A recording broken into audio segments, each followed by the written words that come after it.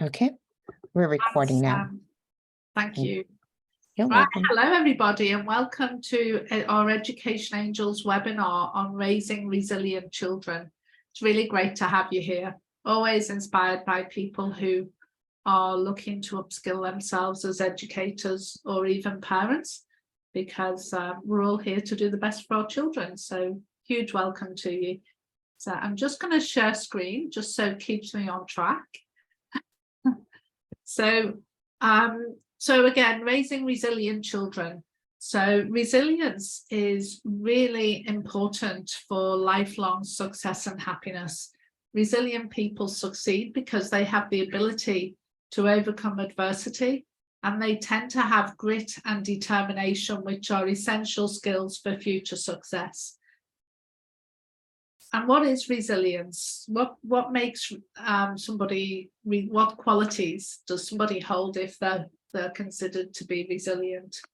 So it's the ability to overcome adversity, as we said, at the same time as promote well-being. And so people will overcome adversity. We are hardwired for survival.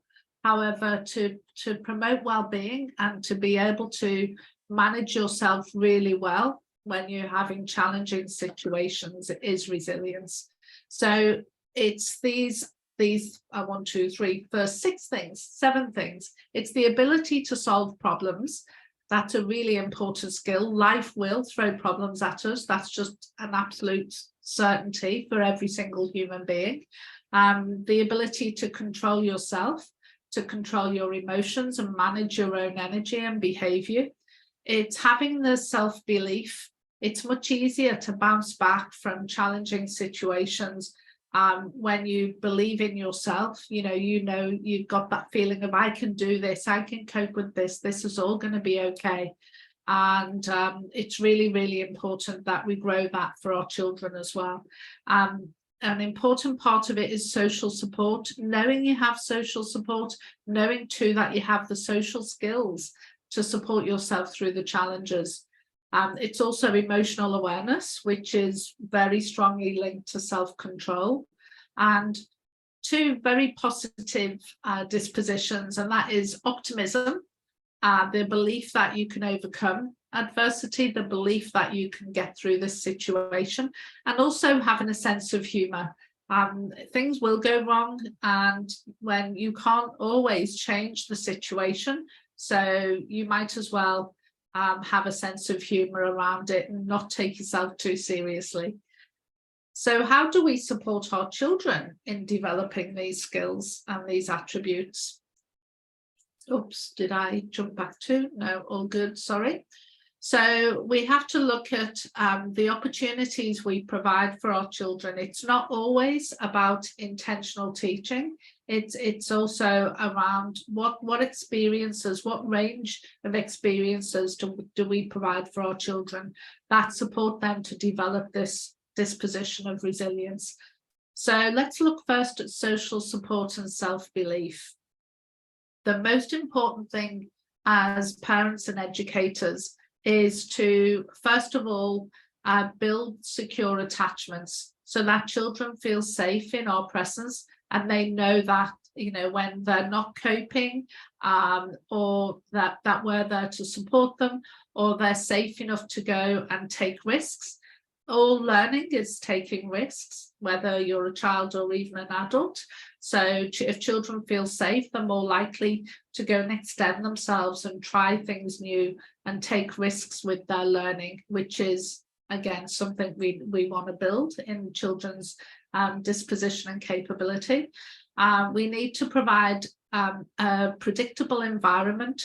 If children can predict what's going to come next, they feel safe and secure, and they can predict how you're going to respond, or they can predict the rhythms and routines of the setting or your home environment, then children feel much safer. And if they feel safe, they're learning, and if they feel safe too, then they will try new things, they'll extend themselves. And in doing that, you're providing opportunities for them to develop resilience. And also, to feel safe, children need consistent boundaries. if we're not consistent, then children will test those boundaries. And I think we all know what that looks like. Huge behavioural challenges. So let's have a look at some of the ways that we can support children and the opportunities that we can provide in our learning environment. So we talked about routines, and routines, essentially every day has a rhythm to it, whether it's intentional or not. Every day has a rhythm. So it's really good to be able to or has a routine, I should say. So it's really good to have rituals around routines, to make routines fun and engaging, and routines also help to promote a predictable environment so children will feel safer. They're often formed around our natural biorhythms. So if you think about waking up every morning or going to sleep every evening, that's a routine. It's something we do every single day. And if we can create a fun ritual or a calming ritual around bedtime routines, for example, then it makes it much easier for children to actually fall into that pattern, to feel safe and secure in the knowledge that they're looked after, but also to comply, I guess, to actually engage in that particular ritual, which supports them in managing routines and builds their sense of safety and autonomy too. So if you have a routine or a ritual around bedtime, then you can promote your child's independence. You can give them, within those boundaries of expectations around that rhythm or ritual, you can promote independence for your child. And the more your child can make choices for themselves and independently carry out a particular task, then that's going to build their self-belief. And also you're going to get less resistance around what you're expecting your child to do. So just think about, routines that might be through a typical day. It's getting up in the morning, it's breakfast, it's lunch, it's all your meal times. It could be the school run. And every family is different, but of course there are routines and rituals that are common to all of us. So the more you can create beautiful rituals around those experiences, then the more you're enhancing the learning opportunity for your children. And again, promoting positive behavior as well, because there's less to resist around that. So I've more or less just covered that slide, talking ahead of myself. So again, being involved and empowered to participate does give children a sense of autonomy, that it builds their belief in their own abilities and gives them a sense of control over what they're doing.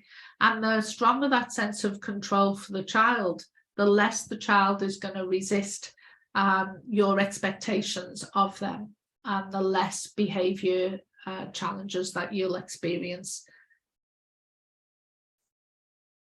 People often think actually that making a ritual around a routine can actually, in a busy day, we're all busy educators, parents, lots going on in our lives. And at times of huge busyness, it can feel like we're just adding more work by creating rituals around routines, when in fact, very often it saves time. Because if your child's more engaged in that whole experience and more compliant and willing to do what they need to do, then often that speeds the whole process up, because you're not spending all your time fighting over pajamas or fighting over cleaning teeth time or whatever it might be. So it is definitely worth investing the time and energy into creating a nice ritual. And it supports as well this whole feeling of security and safety with the relationships. Bedtimes and meal times are the perfect opportunity to really connect with your child and to really, help them feel safe and loved and valued, because there are times of intimacy and times where you can have real nice conversations with them and really connect, because everything has to slow down for meal times, everything has to slow down for bedtimes. So it's that opportunity to ritualize that time to connect with you on a much deeper level. And it's the same even in early childhood settings, whether you're a home-based educator or in a childcare centre. Those slowing down and having that time for conversation, for one-on-ones, is really, really important. And that promotes positive learning dispositions as well, because we know that if children are not feeling safe and secure, then their higher brain is not engaged. They become anxious. When we become anxious, we are in fight or flight mode. And as soon as we get to that state, we can't learn. We can't really thrive in that emotional state. So it's really important for all learning that children build secure attachments with their caregiver, their educator, or parents. And again, if we look at rhythms and rituals and we look at that feeling of safety and security and secure attachments, it makes sense that consistency is really important. Because if we are not consistent in our expectations of them, then they're not going to feel safe, because the environment then becomes unpredictable. And when we have an unpredictable environment, then children will communicate they'll communicate their desire to find out what the rules are today, or what the rules are with mummy, because they might be different from daddy, or what the rules are with nana or granddad. They test, they will act out their feelings, and they will push boundaries in an attempt to find out where the boundaries lie. So if we're inconsistent, we are promoting behavioural challenges, because children will seek to understand by testing those boundaries. So consistency does link to your routines and your rhythms and your rituals and your behavioural expectations too. So the more consistent you can be, the more you're supporting your child's learning. So it's really important. All caregivers and all educators are on the same page with what's expected of your child. And of course, it might be different if they're going into an education setting, like your home-based educator might have different expectations around meal times than you might have. That's okay. We're not saying everything has to be the same, but everything at home must be consistent, and everything in the learning environment must be consistent too. Children are really, really smart and very adaptable, and they can adapt to different rules in different contexts, providing those contexts individually are consistent. I hope that makes sense. So you can see why this whole feeling of safety and security is built around our rhythms, rituals, consistency, and secure attachments. Then we've got the next part of it, which is not working. Yes, it is now. Is helping children to learn self-control and to build their self-awareness, their emotional awareness. That's a huge part of resilience, because in fact, it's as we go through challenges and as we come through the other side of difficult situations, that we actually grow our self-belief and we learn more about our own ability, our own resilience. So, and how do we promote this in your education setting and home learning environment? Well, if we look at emotional awareness, huge part of emotional awareness is understanding our emotions and understanding the emotions of other people. So empathy. So children are born with empathy.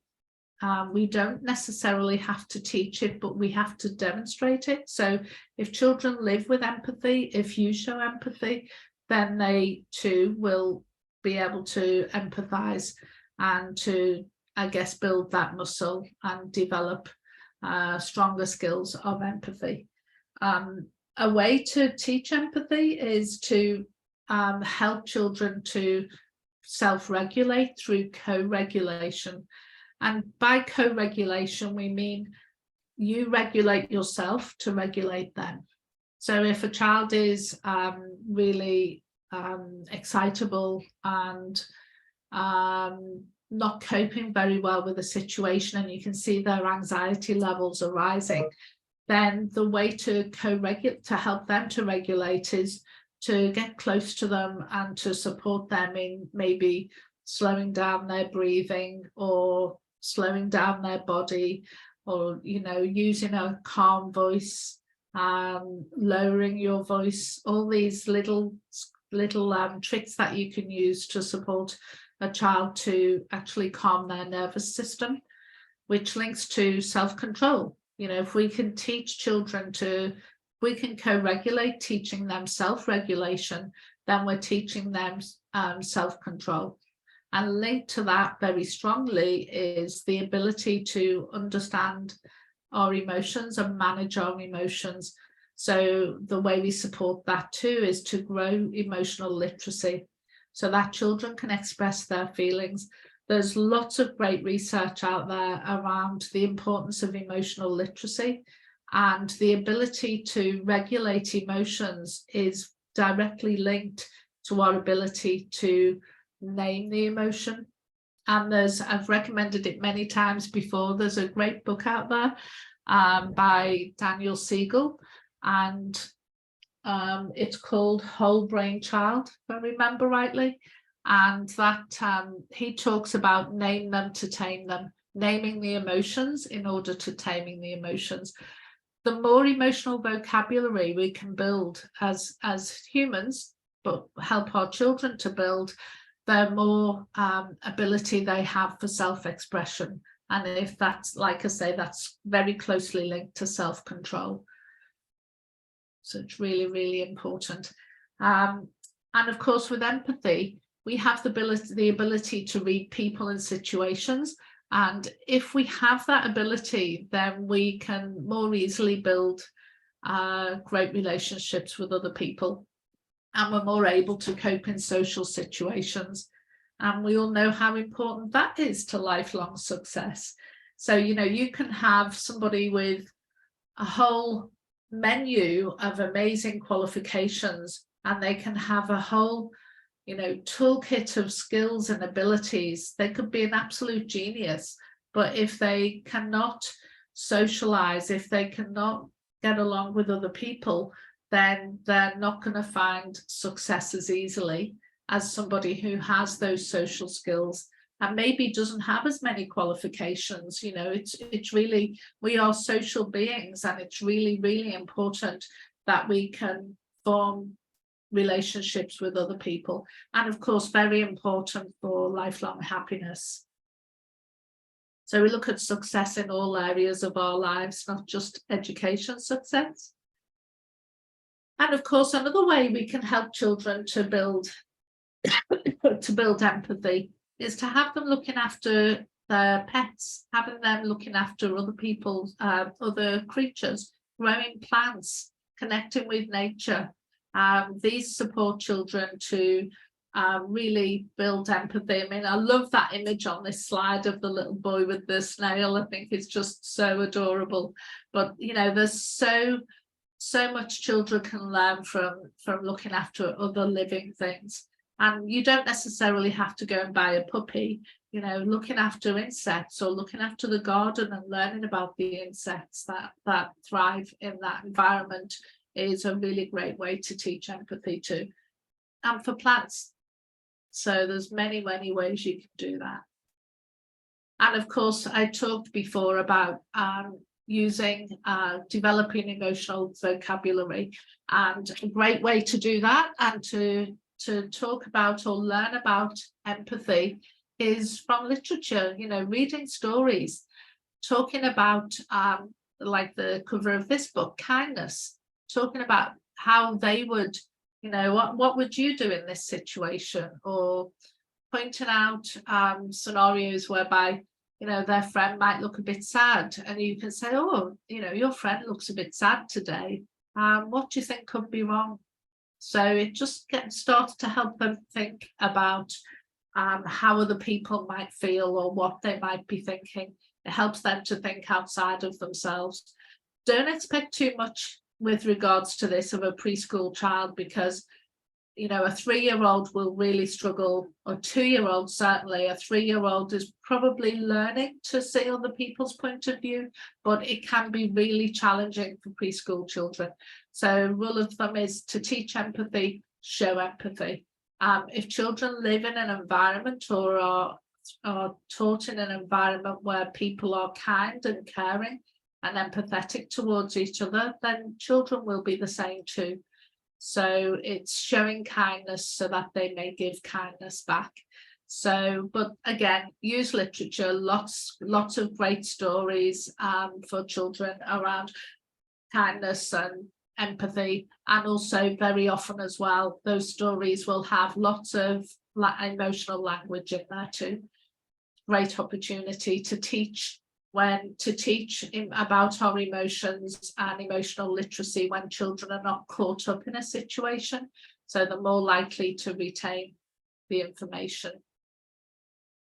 And of course, some children struggle to identify emotions. I mean, I'm sure you know some adults that do too. So you can intentionally teach it by using emotion cards, something like you can see on these slides. I think we've actually had these as a giveaway in the past. So if anybody wants a template for these, just email us. But this is a great way to do that. And you can just pick an emotion card, or you can display them and have your child point to how they're feeling. But it's a really good way of building that emotional literacy. And again, role play scenarios too. Role play is a great opportunity to help children to see things from another point of view. So like, you could say, if you saw a child upset, like I said before, saw a child upset in the warehouse or something, you can point it out to your child and just say, I wonder what's wrong with that child, or how could we help them feel better? So again, if somebody's fallen over and hurt themselves, there's a perfect example. But maybe you could encourage your child to go and help them.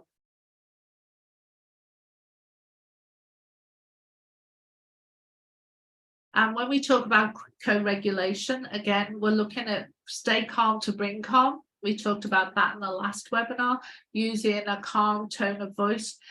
Never underestimate the impact of you just slowing your breathing, because children will naturally mirror. So that can support them to do the same.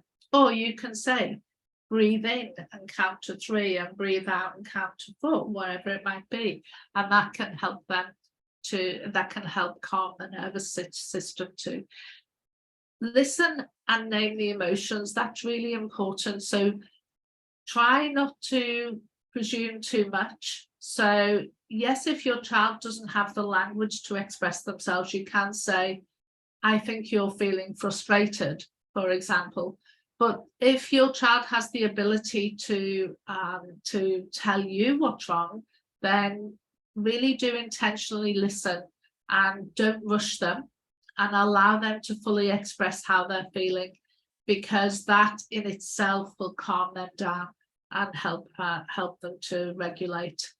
And stay close, make eye contact, and offer warm affection. You're teaching empathy there, and teach strategies for managing their emotions. And that could also look like, for some children, well, for all children sometimes, but for some children often, they can struggle with sensory overload, just too much going on, too many choices, too many decisions to make, or they might be overtired and everything just feels too much. So if you can actually create spaces in your learning environments or in your home where your children can go, and it can be, you can make a den out of a cardboard box, for example, and put cushions in there and glow sticks, and soft cuddly toys. And you can teach your child that if they're feeling overwhelmed, and use whatever language is familiar to them, but if they're feeling overwhelmed, they can take themselves off to their den or their calm down space. And it's a great way to intentionally teach, and they can manage themselves before it all gets too much.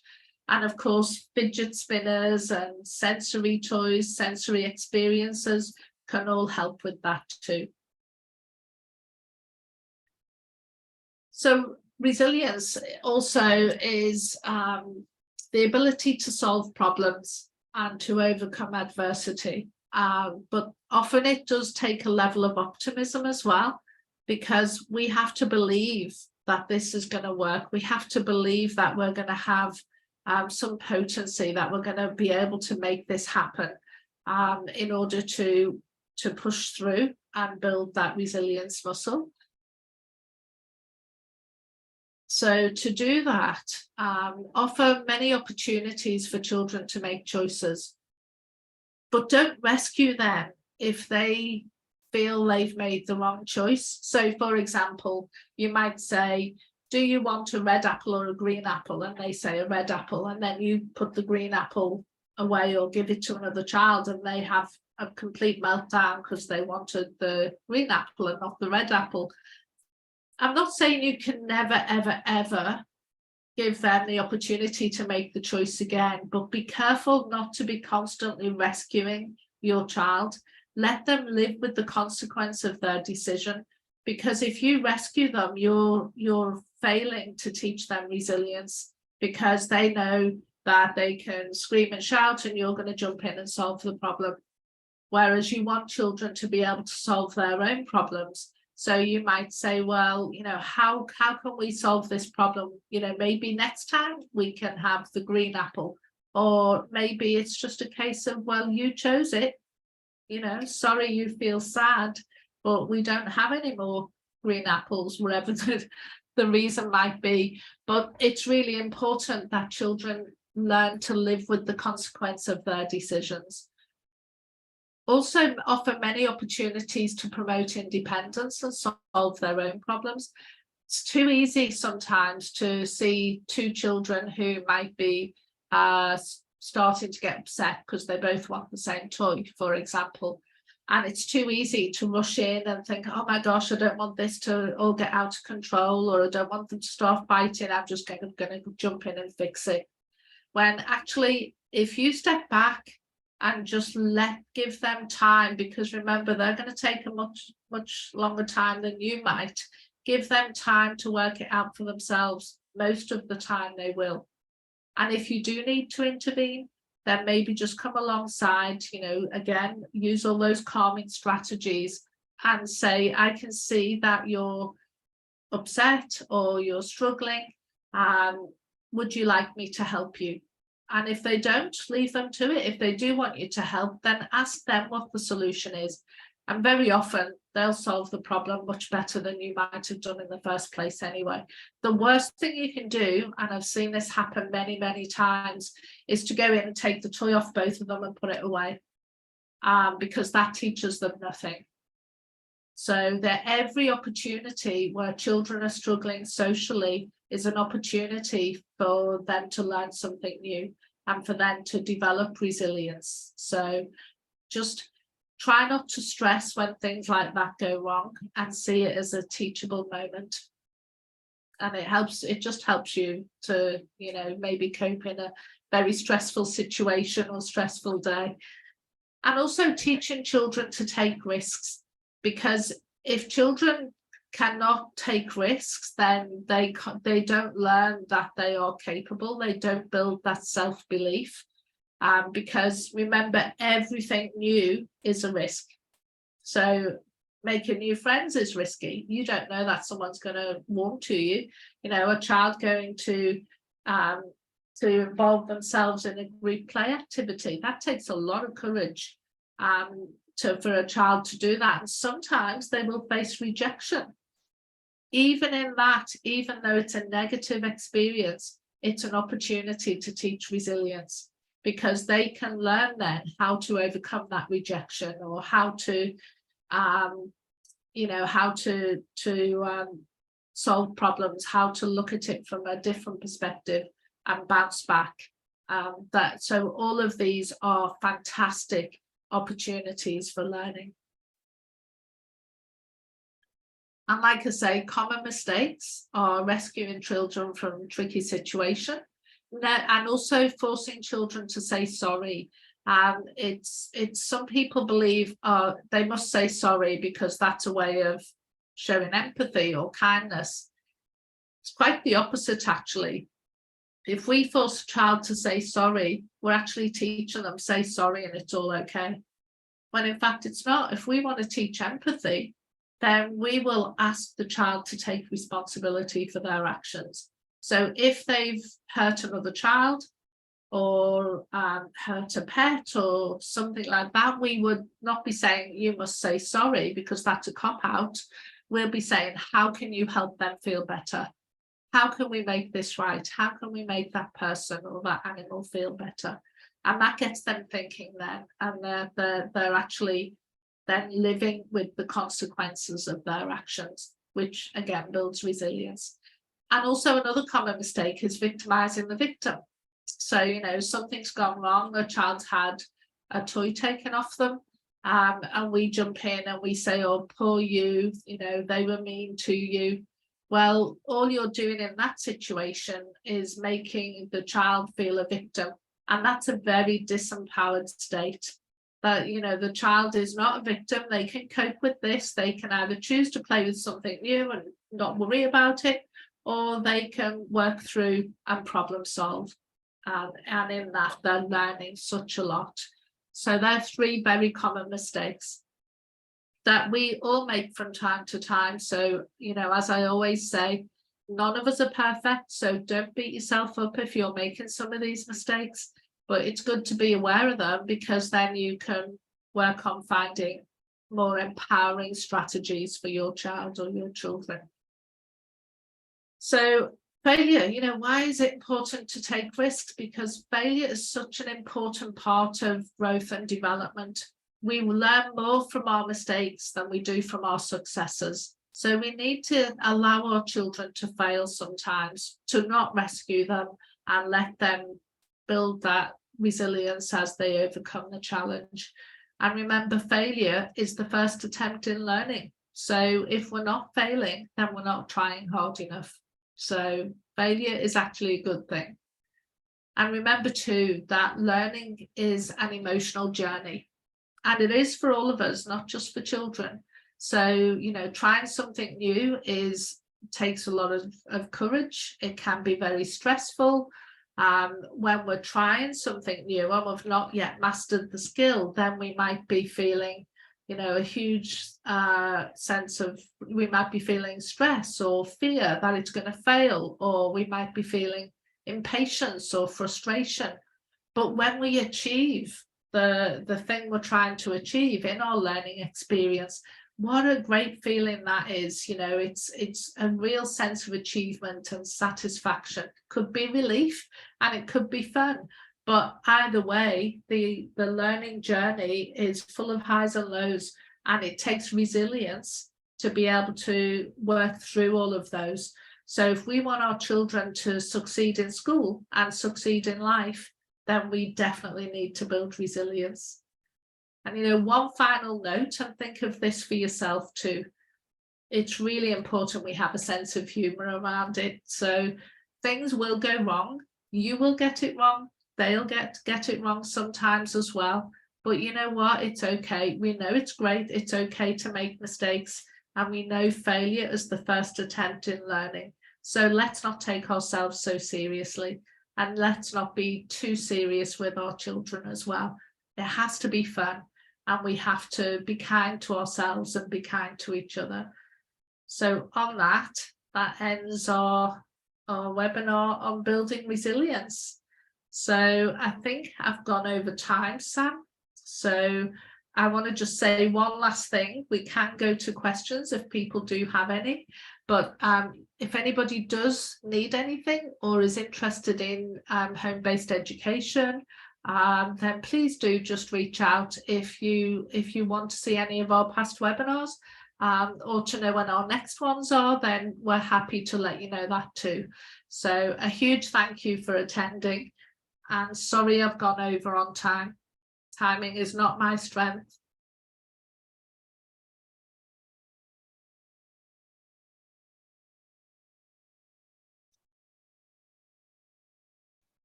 Hey, everybody. Thank you for joining in. Just want to ask if you have any more questions before we wrap up.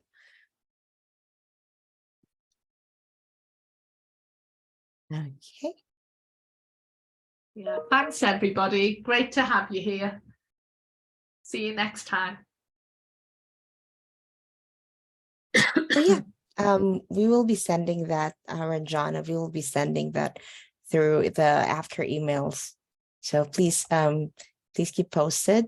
I'll look after you and watch out for your inbox. Thank you. Okay, brilliant. Thanks everybody. See you next time. Bye-bye. Bye.